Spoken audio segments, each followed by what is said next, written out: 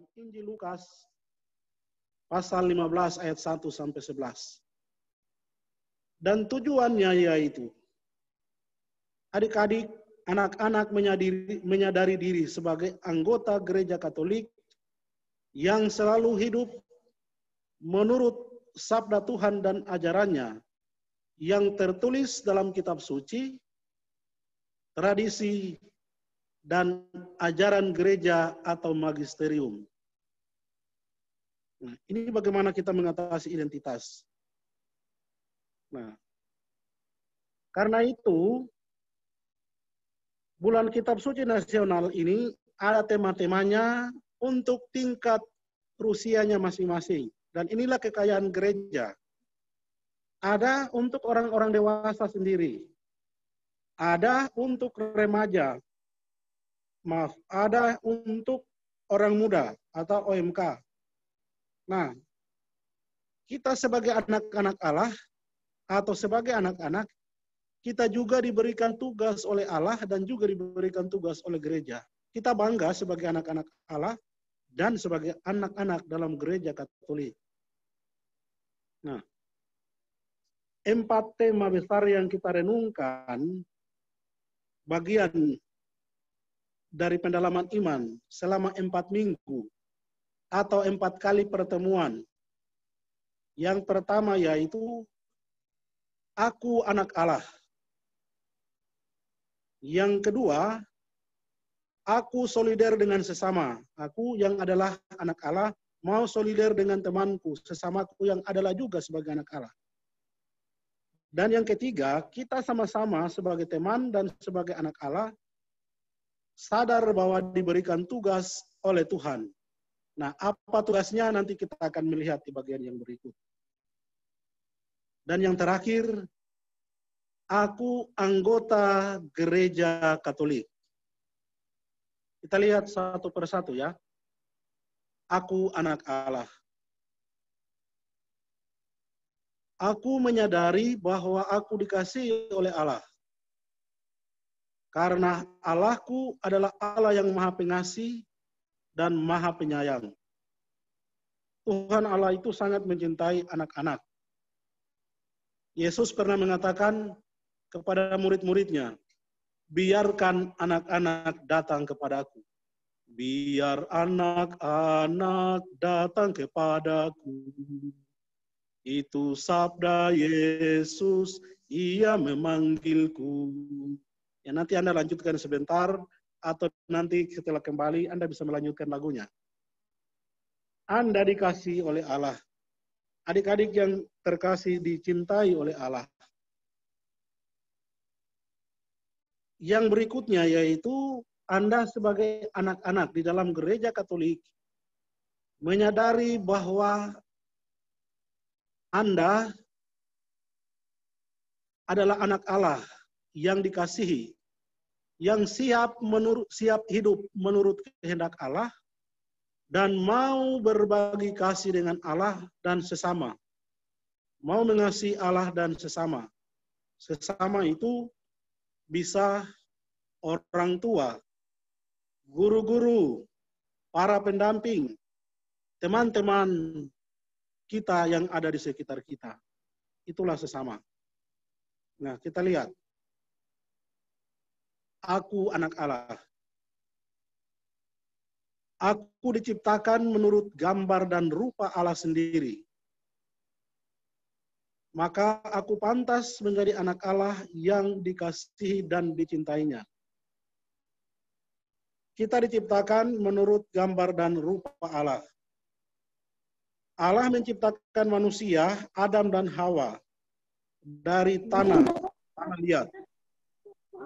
Nah, dari sana Allah menghembuskan nafasnya, dan tanah itu bergerak menjadi senggok daging yang disebut manusia, bernafas, berjiwa, dan bertubuh.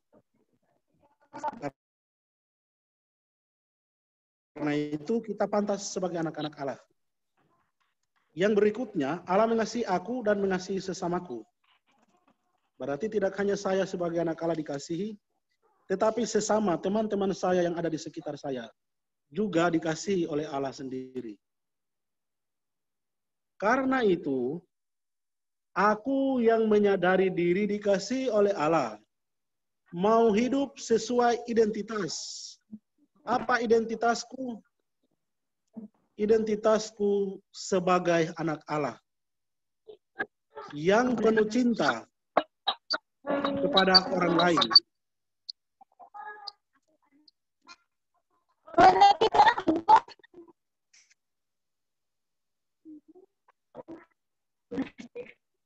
Aku dicintai oleh Allah dan aku mau mengasihi orang lain, yaitu orang tua, guru, saudara-saudari, teman-teman, agar hidupku selalu diberkati Tuhan. Nah, akhir dari materi ini, materi pertama, ini tema yang pertama ini yaitu apa niat dan tekad atau janji atau tindakanku sebagai anak Allah yang dicintai. Ketika aku sadar bahwa aku sebagai anak Allah dicintai, maka bagaimana saya mau membuat janji atau tekad untuk hidup saya sebagai seorang anak yang dikasihi dan dicintai oleh Allah. Pertanyaannya, apa yang dapat aku lakukan sebagai anak Allah? Bagi kepada siapa? Tuhan. Ini Romo memberikan contoh ya. Nanti di materi lain pertanyaan yang sama tetapi tidak diberikan contoh. Anda akan melakukan itu bersama dengan pendamping, orang tua, teman-teman di rumah dengan niat-niat bersama Anda. Bagian materi pertama diberikan contoh. Misalnya, niat atau janjiku kepada Tuhan, tindakanku yang akan kulakukan dalam mengasihi Allah yaitu, aku mau rajin berdoa. Aku mau berkorban, beramal, bersaksi, dan berbuat baik. Ingat semboyan dari Biabir atau sekami doa derma, 2D, apa namanya itu? 2D, 2K. Ingat itu. Itu panggilan Anda. Dan nekat atau tekad Anda. Untuk siapa? Untuk Tuhan. Yang berikut untuk orang tua. Contohnya, aku berjanji dan berniat untuk menghargai, menghormati, taat, setia, membantu orang tua atau dalam hal apa saja. Dan jangan lupa selalu mendoakan orang tua kita yang sudah melahirkan, membina, mendidik kita. Sehingga sampai sekarang ini kita menjadi anak-anak yang tetap dikasih oleh Allah dan dicintai juga oleh orang tua kita. Itu tekad dan niat saya. Bisa ditambahkan sendiri bersama dengan pendamping di masing-masing stasi. Apa yang mau dibuat? Yang berikut juga untuk guru-guru. Menghormati guru. Rajin sekolah, rajin belajar, dan rajin mengerjakan tugas PR yang diberikan oleh Bapak Ibu guru di sekolah. Dan jangan lupa mendoakan Bapak Ibu guru yang memberi kita ilmu, pelajaran yang berguna, yang menjadi bekal untuk perjalanan hidup kita. Yang terakhir yaitu, apa yang aku buat untuk teman-temanku. Contoh konkret atau contoh yang paling nyata yaitu, membantu teman-teman atau saudara yang susah atau menderita. Berteman dengan baik atau menjadi teman baik bagi teman-teman yang lain. Tidak mengganggu teman, tidak iri hati dengan teman, tidak marah kepada teman. Ini adalah contoh ciri-ciri dari seorang anak yang sungguh-sungguh dikasihi oleh Allah. Kerjasama dan jangan lupa doa selalu diikut sertakan di dalamnya. Itu mari tema yang pertama. Selesai untuk tema yang pertama.